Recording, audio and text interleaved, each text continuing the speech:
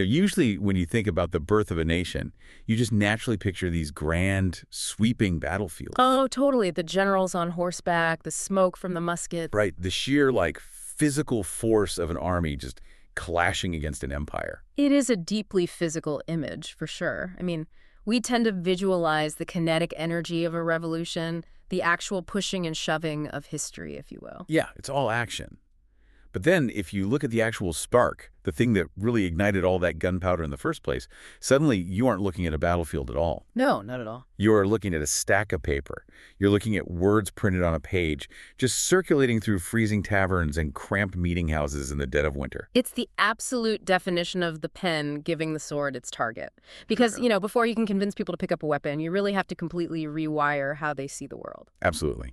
So, welcome to today's deep dive. For you listening, it is Friday, March 13th, 2026, and today we are embarking on a really timeless exploration of a profoundly influential text. A massively important one. Yeah, the stack of sources we have in front of us today consists entirely of excerpts from the February 14th, 1776 edition of Thomas Paine's pamphlet, Common Sense.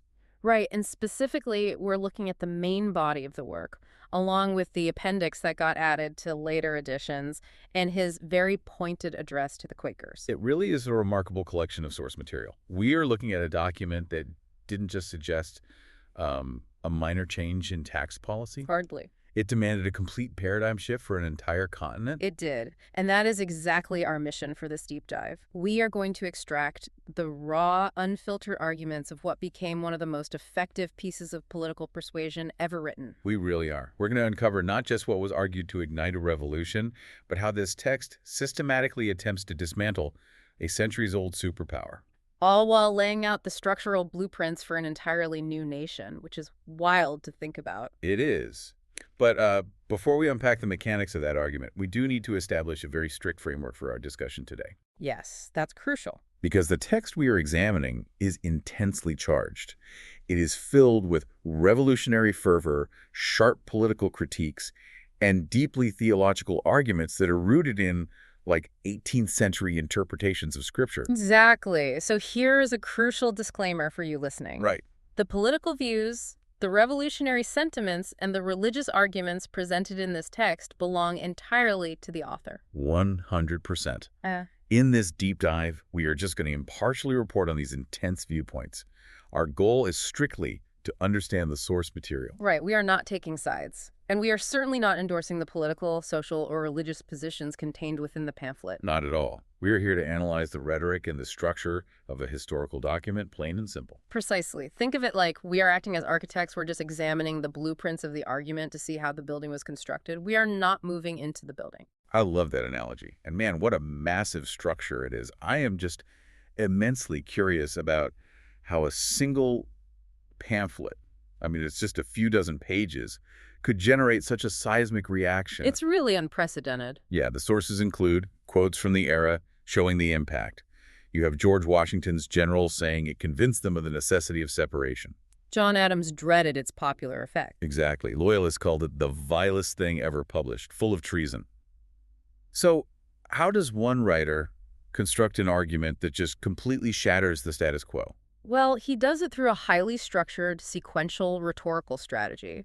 The author doesn't just start screaming for a revolt on page 1. Right, that wouldn't work. Exactly. He builds a staircase. He starts at the absolute bedrock of human philosophy, and step by step, he walks the reader toward his intended conclusion of independence. He neutralizes objections before the reader even has a chance to articulate them. He really does. Okay, let's take that first step with him. Because before the author can convince the reader to overthrow a king, he clearly realizes he first has to fundamentally redefine what government actually is. From a purely philosophical standpoint, yeah. Right. He has to wipe the slate clean of centuries of tradition. He does. And the text begins by making a very hard, stark distinction between two concepts that people often just blur together. Society and government. Exactly. The author posits that they are not only different, but they have completely opposing origins and functions. Right. The text sets up this dichotomy immediately. It frames society as being produced by our wants and government by our wickedness. Which is a heavy distinction. It is. Society is presented as a positive force. It Yep. promotes our happiness by uniting our affections. It encourages interaction and mutual support. The text literally characterizes society as a patron. And then comes the pivot. Because government, on the other hand, is produced by our wickedness, it operates negatively. Right. It restrains our vices. It creates distinctions between people. If society is the patron, the text explicitly labels government as the punisher. It's a rather bleak view of human nature, honestly, but incredibly compelling. Oh, absolutely. The text asserts that society in every state is a blessing, but government, even in its absolute best state, is but a necessary evil. And in its worst state, it's an intolerable one. Yeah. There's this potent imagery where the author compares government to clothing. He writes, government, like dress, is the badge of lost innocence. The palaces of kings are built on the ruins of the bowers of paradise. That's the line. That imagery does a lot of heavy lifting. He is arguing that if human beings were perfectly moral-like, if the impulses of conscience were clear and uniform and irresistibly obeyed, we just wouldn't need lawgivers. We wouldn't need kings or parliaments at all. Exactly.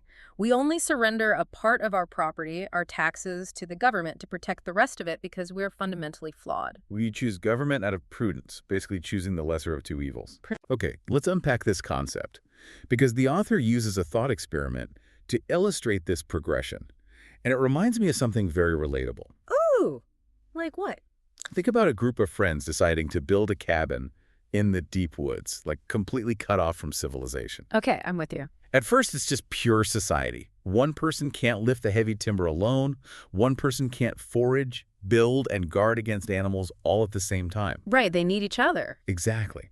So necessity, which the text calls a gravitating power, pulls them together. They help each other out. The reciprocal blessings of the group make formal laws totally unnecessary. Because the initial shared struggle binds them together. Their survival really depends on mutual cooperation. It is a state of natural liberty. Exactly. But then what happens? The cabin gets built, the immediate danger passes, people get a little comfortable. But then nature kicks in. Yep.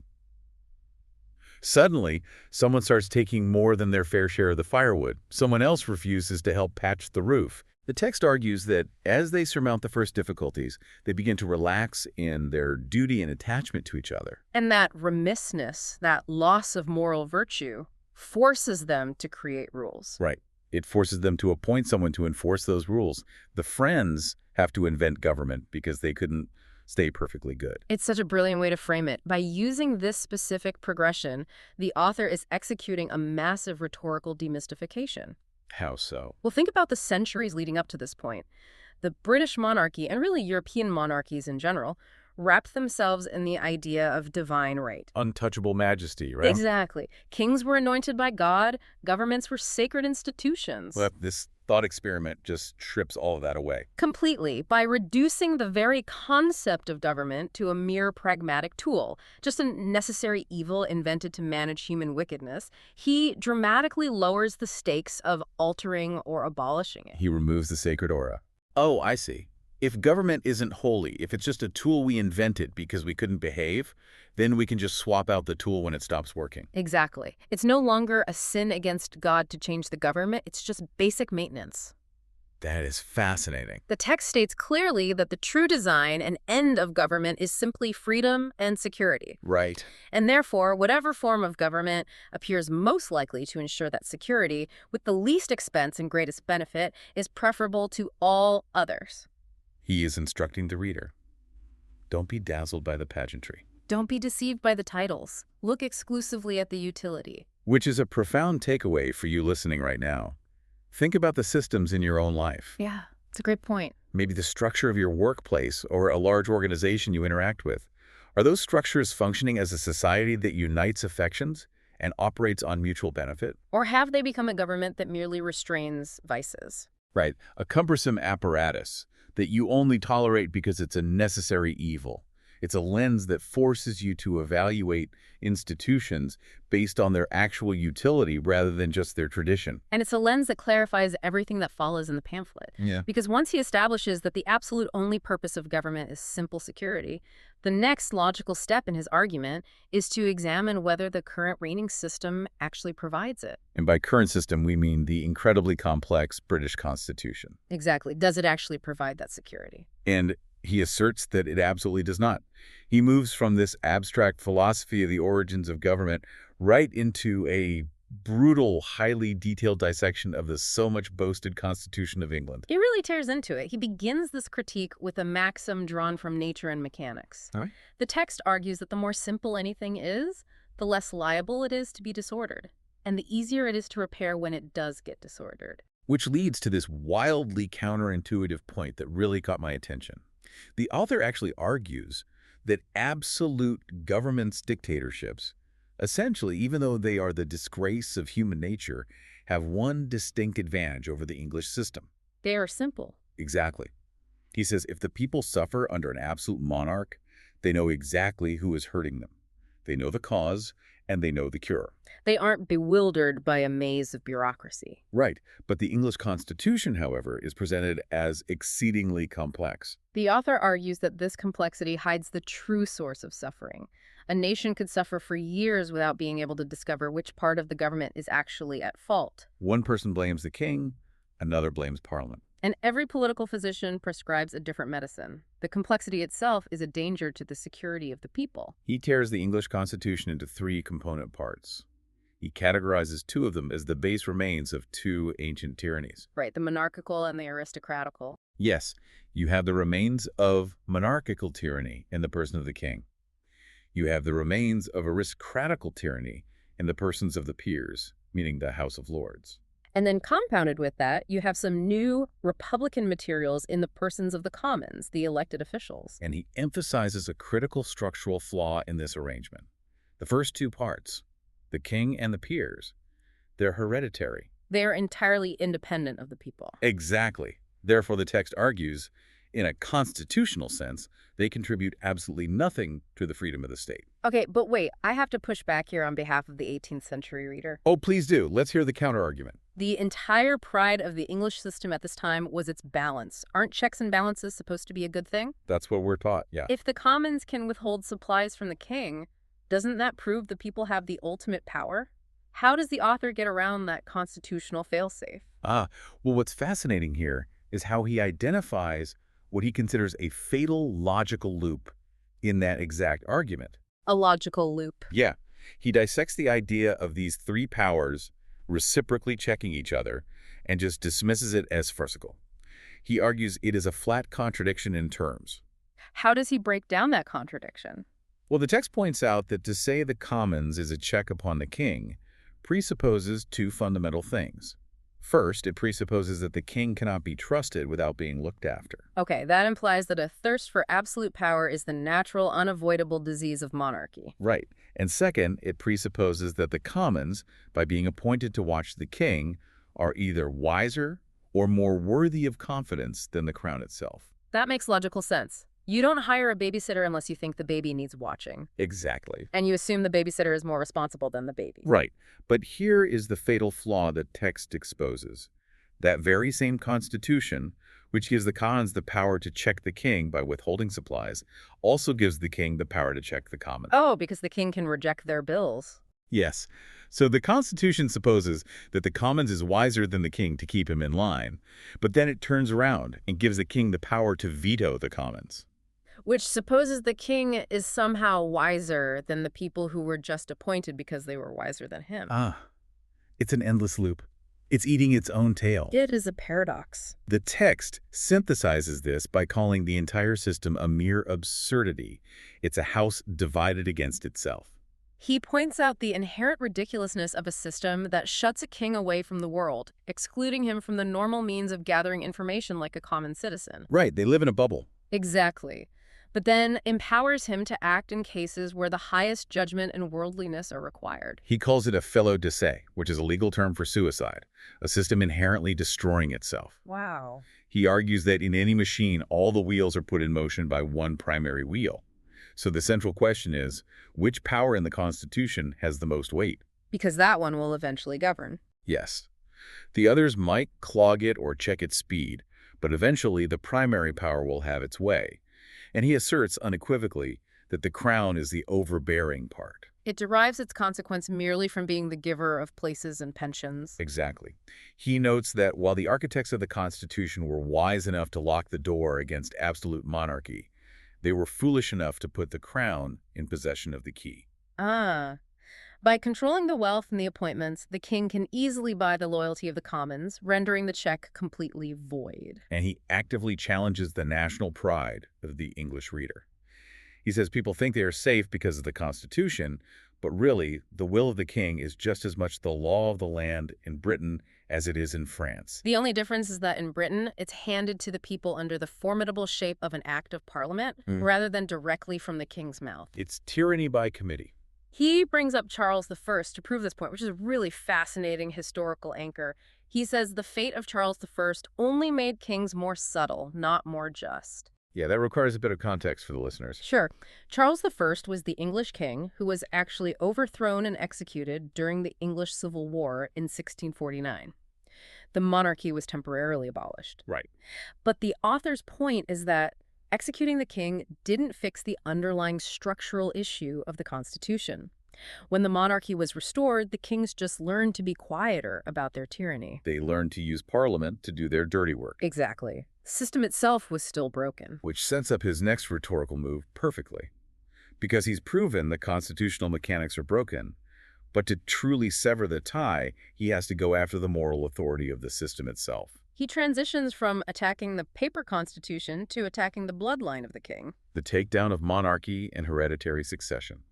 This is where the text moves from political theory into historical and biblical critique. He starts by establishing a baseline, which is that mankind was originally equals in the order of creation. You have rich and poor, certainly, but the distinction of men into kings and subjects is entirely unnatural. Right. He says male and female are distinctions of nature, good and bad are distinctions of heaven. But how did a race of men get so exalted above the rest, like a new species? He turns to historical and biblical arguments to answer that. And his interpretation of Scripture here is intensely anti-monarchical. He argues that government by kings was originally a heathen invention, and that the children of Israel essentially peer-pressured themselves into copying the custom. In his words, it was the most prosperous invention the devil ever set on foot for the promotion of idolatry. We really have to remember the audience he is writing for here. This is 18th century America. The Bible is the ultimate authority in almost every household. Definitely. By framing monarchy not just as a bad political system, but as a literal sin against God, he is utilizing the most powerful persuasive tool available to him. The language he uses is just incredibly sharp. He points out how heathens paid divine honors to deceased kings, and the Christian world improved on the idolatry by paying divine honors to living ones. There's this one quote that is just blistering. Oh, which one? He writes about the impious title of sacred majesty being applied to, quote, a worm who in the midst of his splendor is crumbling into dust. Wow. That is a total demystification of royal authority. It really is. To prove that the Almighty expressly disapproves of government by kings, the text relies heavily on two major narratives from the Old Testament, the stories of Gideon and the prophet Samuel. Let's explore those because the text dedicates a significant amount of space to them. How does he leverage the story of Gideon? The text details how the Israelites, after a massive military victory led by Gideon, wanted to make him king. They offered him not just a crown, but a hereditary one. They said, "Rule thou over us, thou and thy son's son." Exactly. But Gideon refuses. The text quotes his reply, "I will not rule over you, the Lord shall rule over you." The author's interpretation is that Gideon isn't just humbly declining an honor. He's explicitly denying their right to give it. Right, charging them with disaffection to their proper sovereign, the King of Heaven. And then he moves to the situation with Samuel, which is even more dramatic and occupies a huge chunk of this section. Much more. About 130 years after Gideon, the people come to the prophet Samuel demanding a king so they can be like all other nations. Meaning the surrounding heathen nations. Exactly. Samuel is displeased and preys on it. According to the text, God tells Samuel they haven't rejected Samuel, they have rejected God. Right. But God tells Samuel to listen to them yet solemnly protest and show them the manner of the king that will reign over them. And the text meticulously lists out what that manner is. It's basically a prophetic laundry list of oppression. Oh yeah, it's bleak. The king will take your sons for his chariots. He will take your daughters to be cooks and bakers, which the author notes describes the luxury and expense of kings, He will take your fields and your vineyards and give them to his servants. proving that bribery and favoritism are standing vices of kings. He will take a tenth of your sheep, you will be his servants, and you will cry out, and the Lord will not hear you. That's brutal. And despite this explicit, terrifying warning, the people demand a king anyway. So Samuel calls unto the Lord, and the Lord sends thunder and rain during the wheat harvest as a punishment. The people are terrified and admit they have added to their sins this evil, to ask a king. The author uses this entire narrative to conclude that the Almighty entered a formal protest against monarchical government. He even brings in the concept of popery, which was a highly charged term for Catholicism at the time, suggesting that keeping the anti-monarchical scripture from the public was a tactic of kingcraft, just as much as priestcraft. He's basically saying the kings have been hiding the true meaning of the Bible from the people to maintain power. Having established that monarchy itself is a degradation of human dignity, he argues that society added something even worse to it. Hereditary succession. Yes. If monarchy is a degradation, hereditary succession is an insult and an imposition on posterity. This is where he dissects the logic of inheritance. He argues that even if a populace chose their first leader, they have absolutely no right to give away the rights of their children. You might say, we choose you for our head, but you cannot legally or morally say, your children and your children's children shall reign over ours forever. His reasoning is that such an unwise compact might put the next generation under the government of a rogue or a fool. This is what the text refers to as the ass for a lion argument. Yes, exactly. One of the strongest natural proofs of the folly of hereditary right is that nature herself disapproves of it, frequently turning it into ridicule by giving a remarkably wise parent an incredibly foolish child. And he completely dismantles the romanticized mythic history of how kings came to be. He really does. He says, if we could take off the dark covering of antiquity and trace them to their first rise, we'd find the first king was probably nothing better than the principal ruffian of some restless gang. Someone whose preeminence in subtlety or savagery got him the title of chief plunderer. They weren't anointed by God, they were just the best thugs. He applies this directly and bluntly to the English lineage. He points to William the Conqueror, the first Norman king of England. The text doesn't mince words.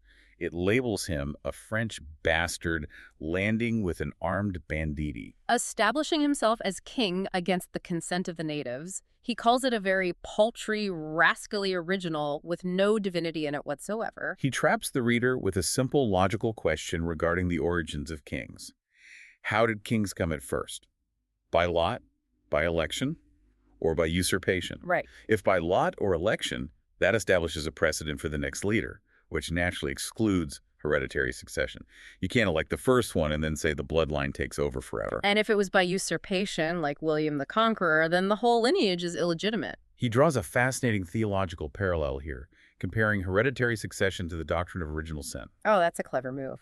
Yeah, just as all of mankind sinned in Adam, all men obeyed in the first electors. In one, we were subjected to Satan, in the other, to sovereignty. Both disable us from reassuming our former uncorrupted state. Beyond the philosophical absurdity, he focuses on the practical, everyday evil of it. Men who are born to reign grow insolent. Their minds are poisoned by importance from an early age. They live in a bubble that differs so materially from the real world that they have no opportunity to know its true interests. Thus, when they succeed to the government, they are frequently the most ignorant and unfit people in the entire dominion. Not to mention the vulnerability of the throne falling to a minor, like a child king or an aged king entering his dotage. In both cases, the public becomes prey to miscreants and advisors who tamper with the regent or the king. The power is wielded by unaccountable shadows behind the throne. The author also tackles the absolute primary defense of hereditary succession used at the time. Which was what? The claim that it prevents civil wars. The argument was that if you know exactly who is next in line, people won't fight over the throne. And how does he respond to that? He calls this the most barefaced falsity ever imposed upon mankind. Wow. And he brings receipts. He definitely does. He cites the history of England since the Norman conquest.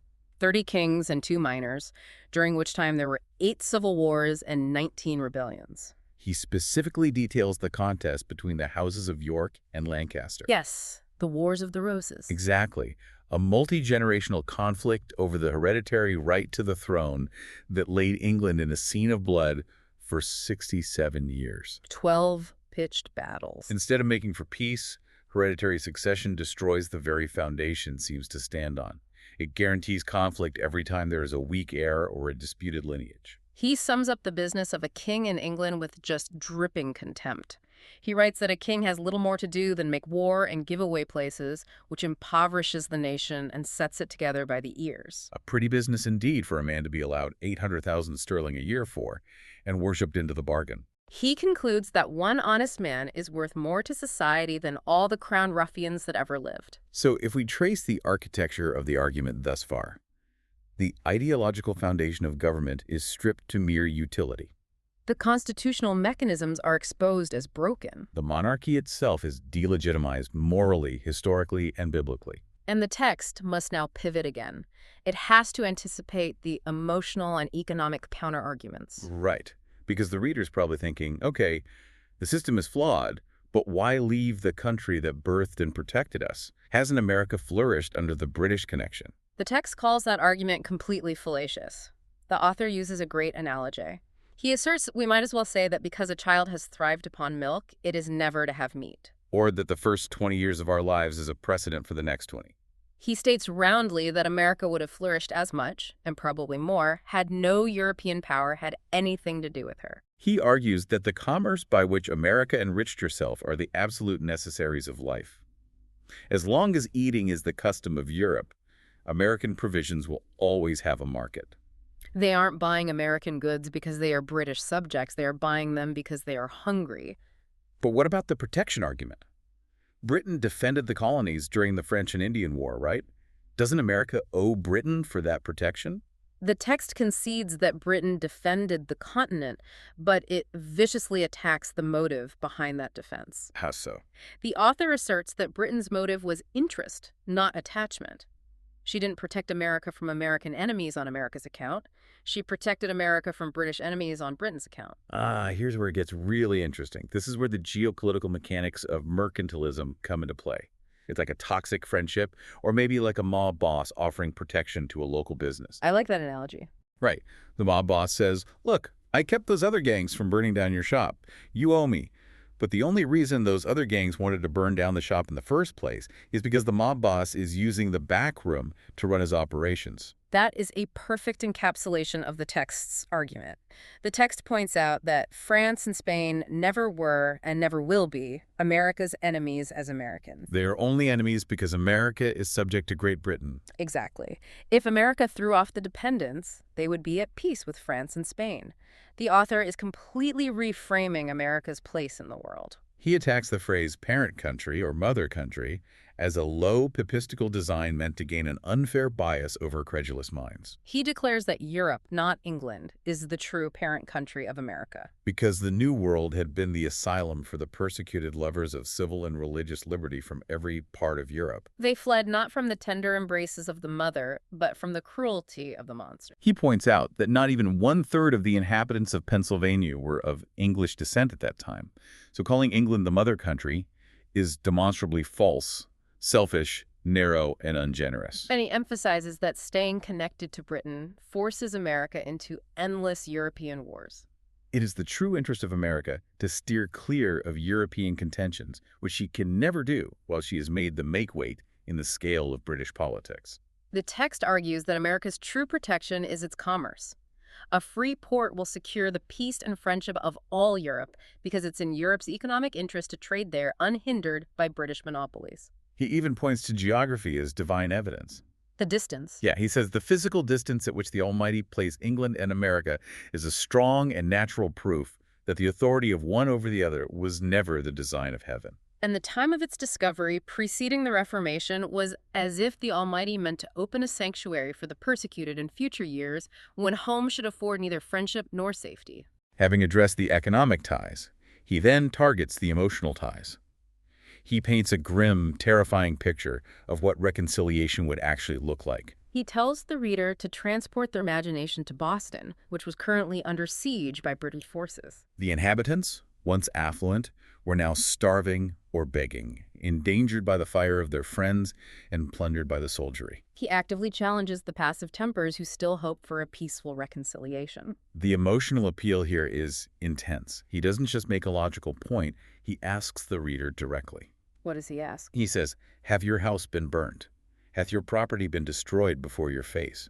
Are your wife and children destitute of a bed to lie on or dread to live on? Have you lost a parent or a child by their hands? That is powerful. If you have and can still shake hands with the murderers, you are unworthy of the name of husband, father, friend, or lover. You have the heart of a coward and the spirit of a sycophant." It's a forceful push to sever the emotional ties of loyalty. He argues that reconciliation is a fallacious dream. As John Milton wisely expressed, never can true reconcilement grow where wounds of deadly hate have pierced so deep. Any future connection would be forced, unnatural, and end in a relapse worse than the first. He argues that the business of governing a continent is simply too weighty and intricate to be managed by an island 3,000 miles away. In no instance hath nature made the satellite larger than its primary planet.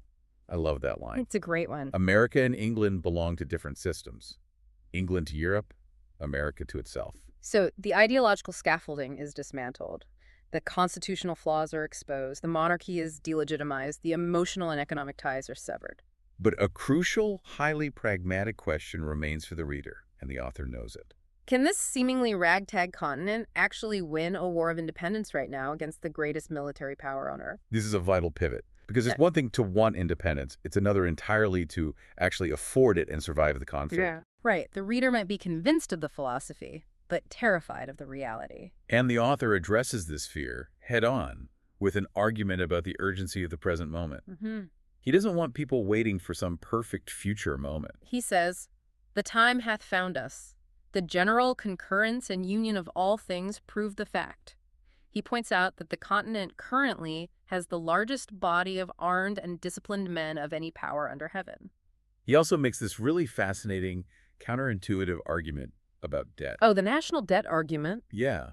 We usually think of national debt as a terrible burden, something to avoid before starting a new country. But the text says, "Debts we have none, and whatever we may contract on this account will serve as a glorious memento of our virtue." He argues that a national debt is actually a national bond. If it achieves a settled form of government and an independent constitution, the purchase at any price will be cheap. He goes further than just abstract economics. He gets incredibly empirical here to prove his point. He addresses the primary terror of the colonists, the British Navy. Right. To prove that America can afford to rival it, he actually calculates the total cost of the British Navy line by line. He uses calculations from Mr. Burchett, Secretary to the Navy, detailing the exact cost of building ships of various gun rates. He lists the cost of a 100-gun ship at about 35,000 pounds sterling. A 20-gun ship at 3,700 pounds. He totals up the entire British fleet from its greatest glory in 1757, factoring in guns, rigging, and stores, and concludes the whole thing is worth about £3.5 million sterling. And he immediately contrasts that $3.5 million with Britain's national debt of over £140 million, for which they pay $4 million just in annual interest. He argues that for a mere 20th part of the English national debt, America could have a navy twice as large. Furthermore, no country on the globe is so internally capable of raising a fleet. Right, because America natively produces tar, timber, iron, and cordage. We don't need to go abroad for anything. We are standing on the raw materials. He compares this to the Dutch, who make large profits hiring out ships, but have to import most of their materials. He frames building a fleet not just as a war expense, but as an article of commerce, the natural manufactory of the country. If we don't need the ships after the war, we can sell them and replace paper currency with gold and silver. He also dispels the myth about manning a fleet. People thought you needed a massive population of lifelong trained sailors to operate a navy. He uses the example of the terrible privateer commanded by Captain Death, which stood the hottest engagement of the last war despite having fewer than 20 seasoned sailors among a complement of over 200 men. A few able sailors can instruct a sufficient number of active landmen on the job. But wait, let me step in as the skeptical 18th century reader again. Go for it. Isn't being a young, developing nation, an infant state, a massive disadvantage in a war against a global empire? Wouldn't it be safer to wait 20 or 50 years until the population is larger and the economy is more established? The author anticipates exactly that objection, and his response is another brilliant reframing of reality. He asserts that youth is actually a massive advantage. How so? He argues that a larger, more crowded population might actually be less united and less willing to fight. He observes historically that the more a country is peopled, the smaller their armies tend to be. He argues that trade and commerce absorb men's attention. Commerce diminishes the spirit of both patriotism and military defense. Exactly. With the vast increase of commerce, he argues, England lost its spirit.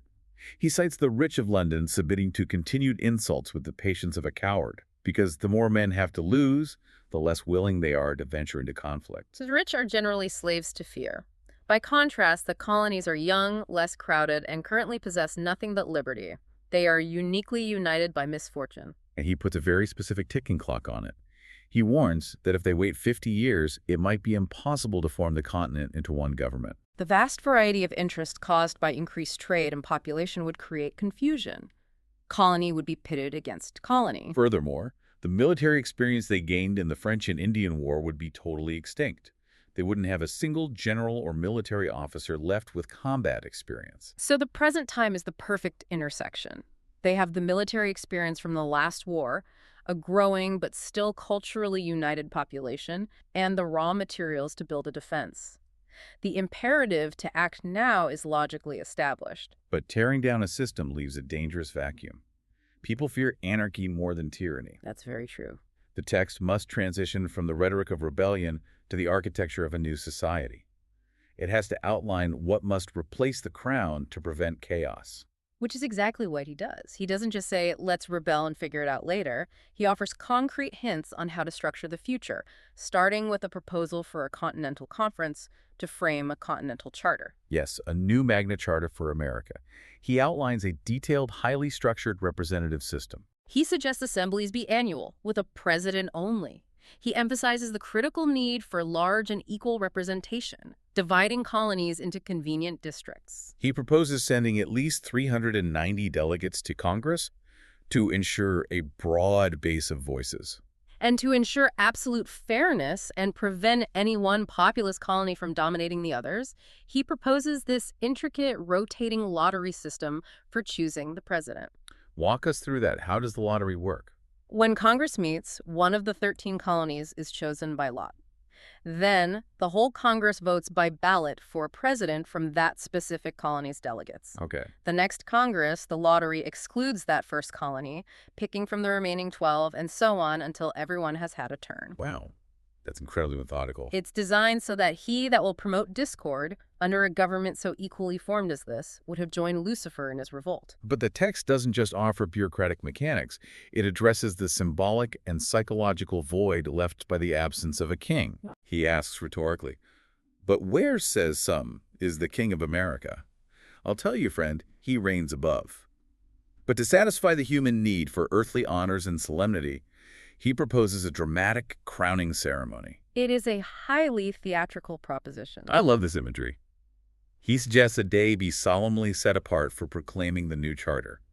It should be brought forth, placed on the divine law, the Word of God. A crown is placed on the law, declaring to the world that in America the law is king. Because in absolute governments, the king is law. In free countries, the law ought to be king. And then, at the conclusion of the ceremony, lest any ill use arise, the crown is physically demolished and scattered among the people whose right it is. It's theatrical, but it serves a profound political purpose. This raises an important question. Why is a formal declaration and a written charter so critical structurally at this exact moment? Well, the text warns that without a legally occupied seat of government, the tottering situation of things will tempt a desperate adventurer to seize power. He references Massanello to illustrate this danger. Yes. Massanello was a fisherman in Naples who, in 1647, stirred up a massive popular revolt against the oppressive taxes of the ruling Spaniards. Right. In the space of just a few days, this charismatic fisherman essentially became the absolute ruler, the king of Naples.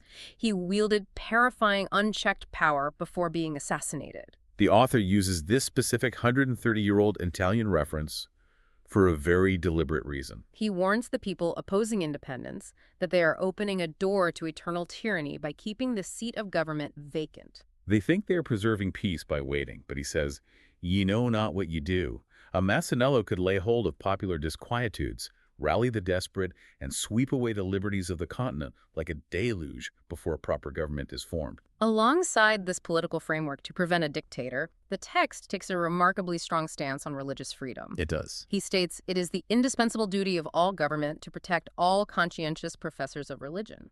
And he frames religious diversity not as a problem to be solved or managed, but as a divine feature of a free society. He says he fully and conscientiously believes it is the will of the Almighty that there should be a diversity of religious opinions among us. It affords a larger field for Christian kindness. He compares the various denominations to children of the same family, differing only in their Christian names. It is a surprisingly liberal principle for the era, but that principle of religious tolerance is severely tested in the final sections of our text. Because despite the thorough logical breakdown of why independence is necessary, the text still has to contend with active domestic dissent. Specifically, pacifist religious groups, primarily the Quakers in Pennsylvania, were publishing testaments against the rebellion. Right.